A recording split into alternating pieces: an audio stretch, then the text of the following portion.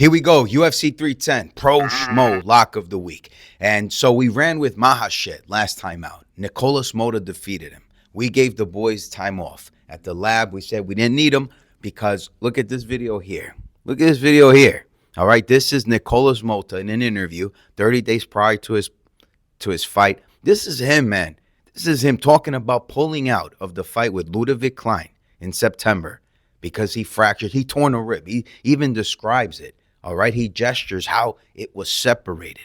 And then he comes to fight at UFC Macau. Mahashet, clearly, Mahashet was the bet. I mean, you got a torn rib. You're coming back in 30 days. Get out of here. All right, now we have Cody Durden. And we got the boys back in the lab. We have the fight prediction. We have the fight odds.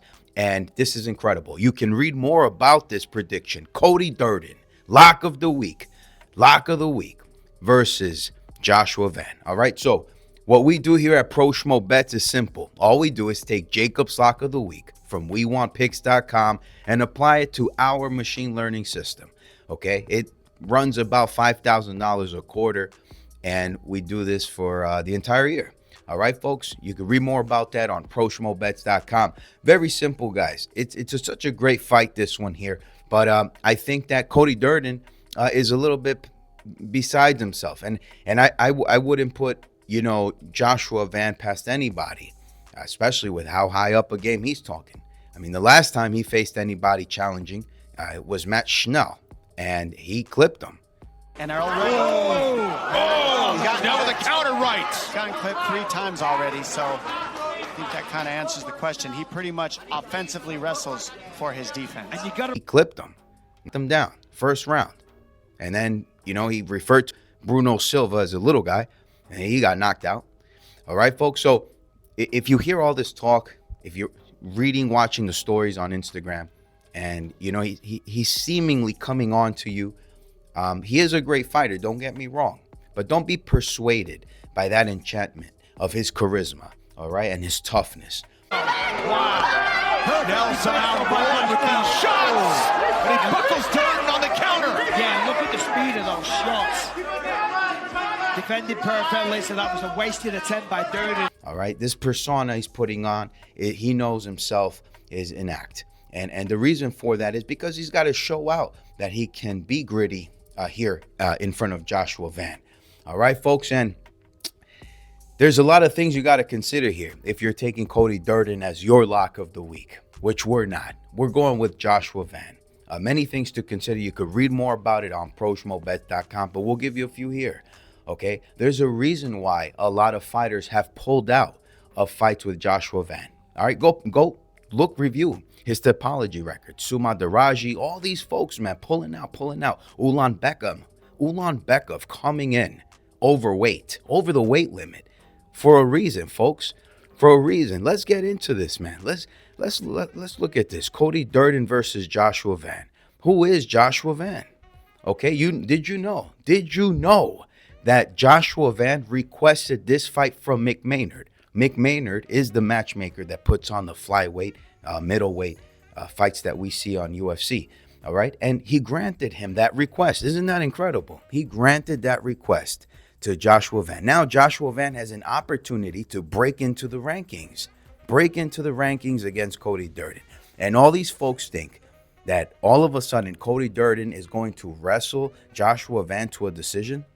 Offensive wrestling technique, to subdue Joshua Van, potentially sub him, because now everyone's talking up Cody Durden's grappling, and he just earned himself his black belt.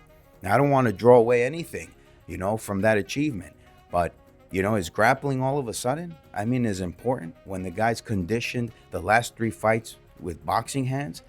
In addition to that, you got to consider, is he making the weight? Cody Durden, he was an amateur, professional, fighting at bantamweight for many years until he switched over to flyweight. Of course, with that size, reach, and grappling, offensive wrestling, he would win many fights. Okay, but hey, with Matt Schnell, he came over the weight limit. Okay, there's things here, folks, that are not adding up. All these variables are not adding up. When you guys talk about Joshua Van being chinny, okay, getting stopped, chin, knocked down, knocked out. Let's say, for example, let's start with him being hurt against fights with Zulogugov, right?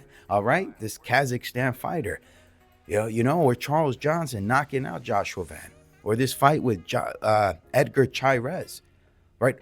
Folks, Joshua Van is fighting these guys either on short notice, like the Peruvian he fought, okay, or he's fighting them at altitude. Young, impressionable that he is. I mean, anybody against Charles Johnson would have potentially knocked out.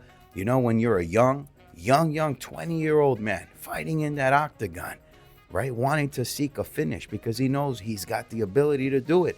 And then, the cardio gets wind of him and it's over, right? That's what happened to him. I think they were in Colorado or Utah, if I'm not mistaken, there with Johnson, all right? So again, guys, refer all this that you are presuming or you are stating behind Joshua Van as someone who may not possess the defensive boxing and may potentially believe Cody Durden could knock him out, or a sprawl that he doesn't have now. I'm hearing rumors about folks talking about Joshua Van has no sprawl. All right, so I think I've given you many considerations here. Cody Durden, this is his third fight this year. He's cutting for a third time. He's attempting to make flyweight for a third time. Okay, everyone's talking about how Cody Durden nearly won his fight with Bruno Silva. He's the guy. Matt Schnell. Cody Durden's the guy, man. Look at that Darce, right? And folks, man, you're completely mistaken.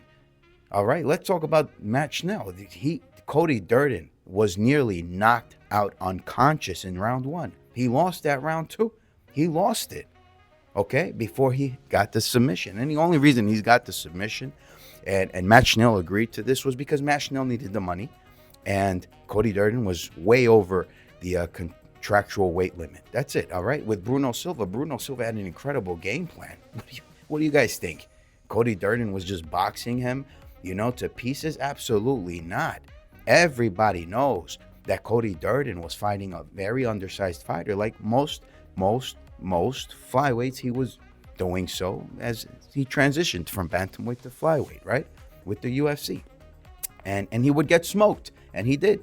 Eventually he'd get smoked, right? The speed, the power is too much. These flyweights possess too much speed and power. All right, folks, that's how it was with Ulanbekov. Ulanbekov knocked him down, nearly submitted him as well. Folks, and with Bruno Silva, well, how did that look with Ulanbekov? Oh boy, Bruno Silva. Most folks the media thought he won a split decision. That little guy, man. Yeah, that little guy. All right, folks. So here we go. Joshua Van on the money line. I hope I gave you guys a lot of considerations here you can make. Catch you on the flip side. ProSchmoBets.com.